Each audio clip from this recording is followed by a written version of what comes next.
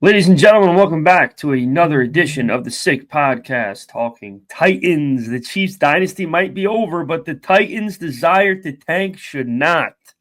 Got a great game coming up this week. We're going to dive into it in all things Titans right now.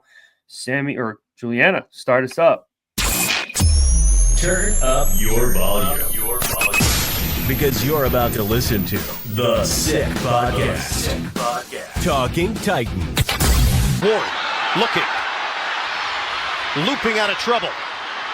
Trying to set up receivers. He's going to throw against his body to the end zone. Caught. Touchdown. Spectacular.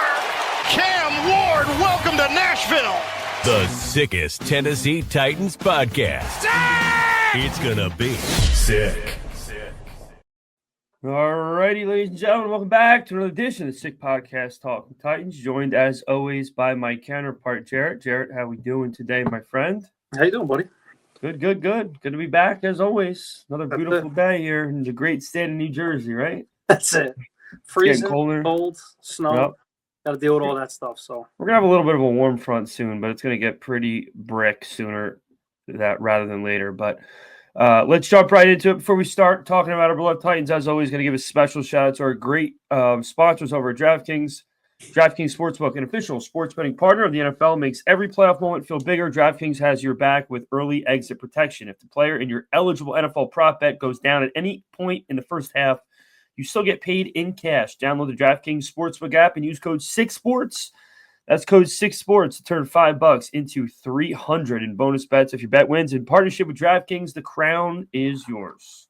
Gambling problem? Call 1-800-GAMBLER. In New York, call 877-8-HOPE-NY or text HOPE-NY 467-369. In Connecticut, help is available for problem gambling. Call 888-789-7777 or visit ccpg.org. Please play responsibly. On behalf of Boot Hill Casino and Resort in Kansas, fees may apply in Illinois. 21 and over. Age and eligibility varies by jurisdiction. Void in Ontario. Bonus bets expire 7 days after issuance. See sportsbook.draftkings.com/promos. NFL Sunday ticket offer for new subscribers only and auto renews until canceled. Digital games and commercial use excluded. Restrictions apply. Additional NFL Sunday ticket terms at youtube.com/go/NFL Sunday ticket/terms. Limited time offer. All right. As I mentioned in the intro, Jarett, obviously the Chiefs dynasty is looking like it is taking a pretty abrupt pause, if nothing else. But as I also mentioned, still a pivotal game in our future, it appears, with our what should be desired to continue to get that number one pick. But what do you see in this matchup? We do very well against the Chiefs at home, historically, at least in the regular season, going up against A1 Gardner Minshew and the Chiefs. What do you think, Jarett? yeah, I mean, just the line itself. We're plus 3.5 at home right now. That's basically a pick 'em in my opinion, because we're always getting 3 no matter what at home. We're the dogs or for the favorites, but. I mean, listen, we have a lot to play for. Anytime we could beat a 3-time defending champs in Kansas City and a team like this to come in there, obviously it jacks up your quarterback and your team. So it gives them, momentum to play. And plus we haven't won 400-something days at home. So that just gives us another incentive, to do well in this game. And plus to build off of what Cam Ward's been doing the last 6 games. He's got 6 touchdowns and 1 interception. Starting to look like a football player now. I think he's got what was it? He needed how many more yards to pass Marcus Mariota for most all-time by a rookie in Titans history? He probably needs another 150, something like that. I think he was like 350 away. It was last week. It's something. I don't have the number, and that's my fault. But either way, I mean, he's having a promising second half of the season, and to continue to build on the success that he has going for him right now. I mean, I have some things I saved over here. In a 13-point loss this past week, and the Titans had a 70% success rate against for design runs against the 49ers. That's saying something. Maybe the line having some cohesiveness now a little bit. He's giving more. They're giving Cam a little more time to throw, and I know we're talking graphics here, but Julianne, if you throw that passing chart graphic up really quick, Cam had an average of 3.2 seconds to throw in Week 15 against the 49ers. That's the longest mark in his NFL career so far. I mean, obviously that's saying much. Throws over 2.5 seconds, he completed 8 of 17 passes for 109 yards and 2 touchdowns. Just look at that spray chart for a little bit here. Now, Sal, you see he's got, I think it was 10 completions behind the line of scrimmage that were losses, right? And then 1 incompletion.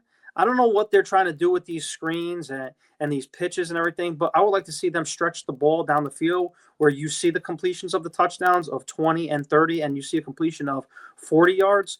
So, but here's another example, on a prime example, where you're not helping your quarterback, even though Cam Ward did show success in his last 6 games. You're not helping the quarterback here by not attacking the middle of the field where he's done well. Everything, like I've been saying this whole entire season. Throw that back up there, Juliana. Everything you've been seeing so far this season, it's hash to sidelines. Look at the right side, hash to sidelines. Left side, hash to sidelines. You see 2 completions in the middle of the field, really. I mean, is it a test to the quarterback? Is it a test to the quarterback, the line play, or the receivers that they can't really get open? So, and they're taking those 10 to 15 yard pass plays. Either way, Cam Ward is showing success, and obviously, if those 10 completions were actually positive gains, it'd be a little different story.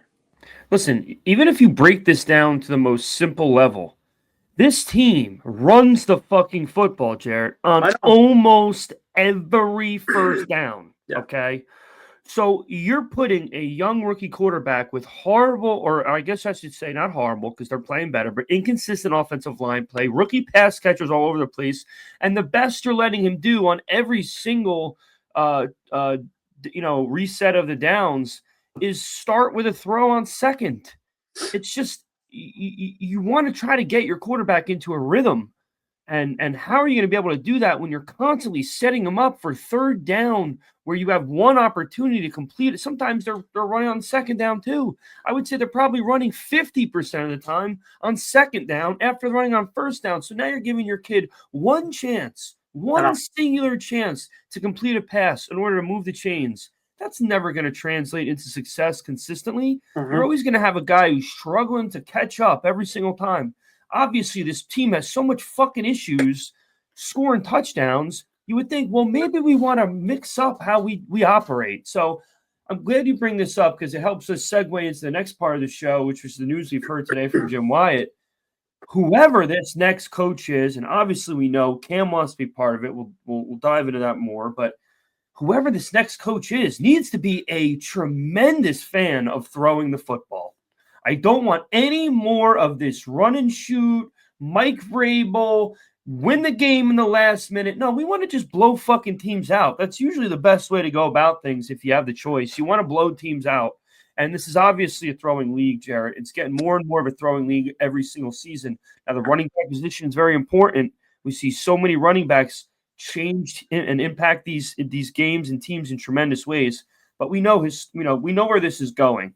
The quarterback's getting more athletic, the quarterback's more involved, and you're going to see continuously the passing yards go up and up and up because these receivers are also getting much better too. So next coach better be a big fan of throwing that damn ball. I think you would agree.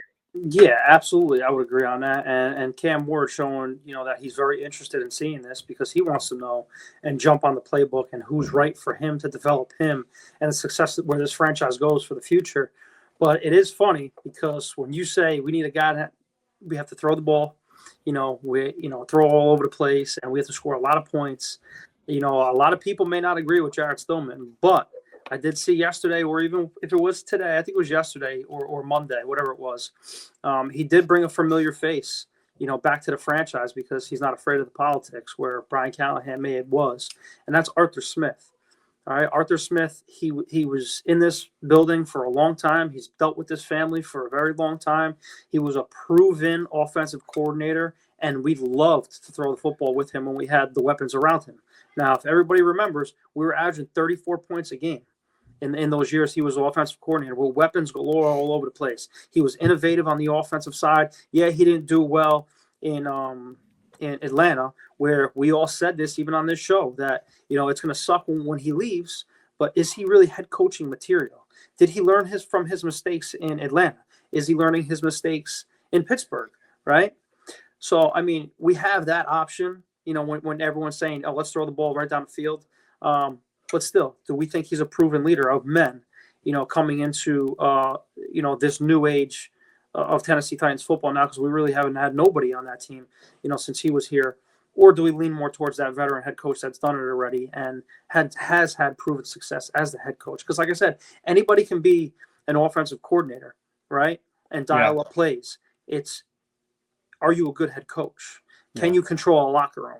Can you be able to in-game adjust? And we clearly have that problem, even on defense, where I thought that we can in-game adjust and make adjustments on the fly at halftime. And I don't know if you brought this up on the podcast or hell, one of us did, because I know we talked about it before. And it's in-game adjusting, whether it was last year, this year, the years prior, where Arden Key even said it this past week. He starts smiling, smirking, where we don't adjust. And then like he said, I don't want to say if it's the players or if it's the coaches. If you don't want to say it's the players or the coaches, you're taking jabs at the coaching staff. Of course. And I wholeheartedly thought whether I know Mike McCoy is, he is what it is, but I thought I had more hopes for Denard Wilson to actually in-game make adjustments as they go, because he is that style coach. And maybe I'm wrong, and we're all wrong. Who knows? But that's just a telling sign right there in the locker room that's why we're in this predicament right now. If we're not in-game adjusting, we're not adjusting to nothing. We're just going out there and rolling with the punches. Yeah. Yeah, no, I mean, listen, no matter what, to your point, you can't make a statement like we don't adjust and not directly kick Denard Wilson in the nuts by saying that. So listen, I'm going to be honest with you. Arden Key, he can fucking leave. Oh, I'll be honest with you. Dude, of course. He's just he's always in the middle of something controversial in that locker room, and I'm just kind of tired of it. And then if it is true, which I'm assuming it is, that report about the plane, I mean, no matter what, you don't get on the intercom and disrespect your quarterback like that, and that's what he did, because he basically said, "Don't listen to Cam," whether that was in joke or not, doesn't really matter. But it's like we said, Cam Ward being involved, I think, is essential. I couldn't tell you how happy I was to see that, and especially him taking the initiative and him bringing it up to Chad Brinker and Mike Borgonzi. It just shows how important this is to him, and that is why I continue to just fearlessly defend him no matter what we're seeing on Sundays, because I know how far behind the 8 ball he is. And until we give him the proper environment to flourish, I'm not going to listen to these yapping heads that just want to, mark him a bust because, he's got 2 wins with maybe the worst team of the last quarter century. So, just not going to do it. And more people are starting to come around to what we all think is the reality at this point. So I have a feeling we're going to have a very motivating offseason with Cam. Like we said, we're not going to fall victim again to the preseason, we're winning 9+ game Kool-Aid. That's not happening no more. But the excitement for week 1 should still be there based on some of the things we're hearing right now, which is good. Mm-hmm. Yeah, and I like to switch gears a little bit over here, because like I said, now we're in the later half of the season, and we could have been harsh on things, and maybe we made judgment calls on stuff. The offensive line, as of late, right? We knew coming in this year, it could have been on paper look good, right? Now where you're starting to hear where people say it takes time to gel, and that first couple of weeks, the offensive line looked terrible. We're giving up sacks and pressures, and don't get me wrong, on some occasions Latham does look really bad, and occasions that, Dan Moore looks bad. But as of late in the second half of this season, don't you feel going into year 2 of Cam Ward, if we do keep certain pieces, I'm not saying Cushenberry or Zeitler here, but if we do have other pieces plug and play, and we have those core guys that actually played, knock on wood, a whole season together just about. I know JC missed some games, and same with Moore, but do you feel like that cohesiveness has progressed and has been good for the offensive line? So it's not constantly moving, oh, shit, we need another left tackle this year. Oh, we need another right tackle this year. We're spending money again on this guy, where whereas we don't have to spend that money next year. Yeah, I mean, if they continue to get better, which they are doing, I would entertain it. But I mean, Zeitler's old. Yeah, Zeitler can go. He's got that 1-year deal. Yeah, I mean, I'm just saying the Skoronskis, the Moores, and the well, JC. Skoronski, yeah. They should extend Skoronski this offseason, and I think they really might consider that. Dan Moore, I still would like I would like there to be some competition for that position. I have no confidence in him whatsoever. Like I said, he's done some good things against very elite opponents, which is great, but I still don't have any confidence. I can't wake up on a Sunday and feel good about him covering Cam's blind side. But if I have to deal with it, I could probably come around. But I mean, there's still Latham, man. My issue with him is, and I'm not the only one. I'll credit Paul Kaharski to this as well. I just don't see him caring enough, and that's just from the eye test. You know what I mean? I'm not going to pretend I know how important his job is to him, but sometimes I just don't see the fire under his belly to succeed and to win. I don't like his demeanor during interviews. So I just don't know how much I'm confident in him being the answer long term. And it's a shame because he was drafted to be this team's tackle for a decade, and here we are. It's going to be year 3 and big question mark, but he'll have his chance to prove me wrong, it appears. I don't foresee them going any different direction with him. I think he's going to be on this O-line in some form next year, and we'll see. We'll see if it's for better or for worse, but they're getting better. I'm not going to deny it. They're definitely getting better, and Cam seems to be realizing it, and he's even saying it himself that they're getting better. So it's promising. It's promising. It's got to translate into more points, though, and it might.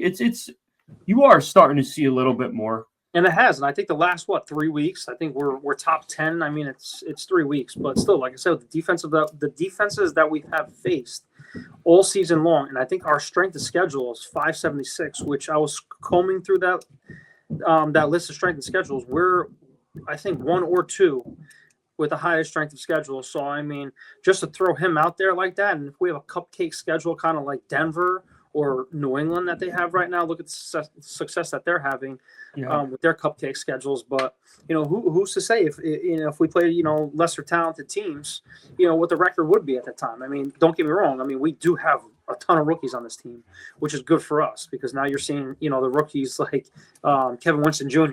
blowing it up every week. Is going to be a bona fide stud for us, in the back half of the secondary for years to come. Gunnar Helm, another guy that just broke the record for most receptions in Titans history with 41. Another guy that could be a cornerstone for us. Chim Dike, all-purpose yard leader right now in the NFL. A guy could be a slot receiver who we've been looking for years now, right? And if we just keep pairing, these guys and this talent around this quarterback, that's why I keep saying, guys, Rome's not built in one day, man. If we have the foundation up right now and we start building walls, going on to next season, and then the following season the roof is on it, right? And that's where we start taking off. That's where I'm at. And I like that little segue, right? We have the foundation now in 25, 26 has the walls up, and then the 27 we got the brand new stadium, the roof is on, and we're ready to go compete for some playoffs and Super Bowls at that time. Hopefully, man. Like we've always said, I mean, this draft class this year, for all intents and purposes, has been pretty good. It's been pretty good. Femio Adagio right now is the only guy I think where you might have a question or two about, but other than that, I think everybody else is holding their own and producing on a very, very tough team to produce on. So it's very promising. It's very, very promising. They just got to spend their offseason money properly and try to compound a draft like of last year with a better one of this year. Imagine a better draft class this year to compound off of last year. Then you really might have a chance to take a historic jump, such as a team that was maybe the worst of the last quarter century to a playoff team, But that's how that's going to happen, compounding good drafts. And we'll see.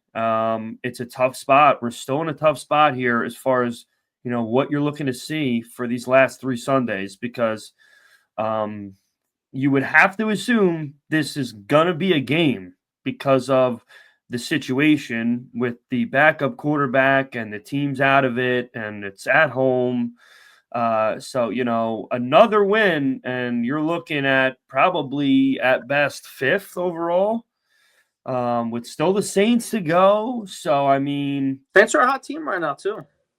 Yeah, the Saints are. He's playing really well, and so is that defense right now down the stretch.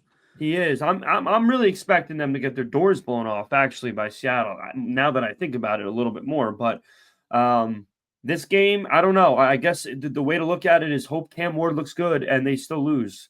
Because again, I don't care what anybody says. You're not telling me there's people that make money talking about this team saying you're not a real fan if you're hoping this team loses, and that is completely asinine. Because, number one, you're carrying as little as possible from this season and next as it is. So what you really care about what this team thinks is kind of crazy. I'm talking roster and staff, and we know we need as much draft capital as possible to fill these gaps. So it's stupid for people to tell me or anybody that they shouldn't want this team to lose. But we do want to see Cam Ward be successful. That's the thing. That's the whole argument, Sal. I don't care if they win or lose. I want to show consistency and success all the way through. The last 6 games, right? He's shown success with 6 touchdowns and 1 interception, and the yards are there. That's progression. That's up the charts, obviously. All the stats that we've been talking about the last couple of weeks, it's all progressing towards the end of the season to build on what's next season. And now if he goes like this, 2 touchdowns again and throws for 225 and a loss, I'm happy. Oh, yeah. And they're competitive. They're scoring 21 points and they lose, 24 or 21. I'm happy with that. People could say, oh, you're not a true fan. No, bullshit. Because like you said, turnover, that's going to happen. 50% of this roster, the head coach, the defense, the offense coordinator, it's all going to look different next year. Whole brand new team with $140 million to spend. So, guys, be happy that the core foundation is up and there. All right, we just need to be competitive and show consistency all the way out. That's it. Yeah, I can make an argument that, the people that don't care if they win or want them to win right now are the, lesser fans than we are, because they're worried about their 5-minute dopamine rush rather than a chance at an actual title, which is what you would assume all of the fans of this football team would want. But, if we got to see another win off the back of a 175-yard Tony Pollard game, I would be very upset about that, and nobody should be excited about that because it does you absolutely nothing. And you're talking about a guy who's not going to be on the team next year and is likely only playing this well right now because he wants more money. Of course. Which should also kind of get you upset too, because maybe if we got this kind of effort out of Tony Pollard, this kind of drive from Tony Pollard a little bit earlier, I don't know. But it is what it is. Not going to harp too much on that. But we'll see. It's going to be a fun game to watch because you get to see Cam Ward at home. Seeing Cam Ward at home is something that should bring you a little bit of joy as this historically bad season comes close to an end. We might see Xavier Restrepo. He's practicing. That would be also something fun to be able to see this week. Let's hope he gets a chance to play. Obviously, they can use all the help they can get at the receiver position. Mm-hmm. So, we'll see how that plays out. But anything else you want to add, Jarett, before we sign off for today? We will catch you later on the week with a little Chiefs show and a little breakdown a little bit more. So, see you then. Absolutely. Yeah. As always, guys, make sure you like, comment, subscribe, hype the video. Make sure share the video with all your friends, man. We're trying to grow not as quickly. We're trying to grow as big as we can. And all your family, all your help, all help from our followers is going to continue to allow us to do that. So wish everyone has a great rest of their week. And as Jarett said, we'll catch you after the game on Sunday. And I'm sure we'll have plenty to dive into then. So, as always, tighten up. Juliana, send us out. And that's a wrap. Hope you don't miss us too much until next time. Follow the Sick Podcast Talking Titans on YouTube, Instagram, Facebook, Google Play, and Apple Podcasts.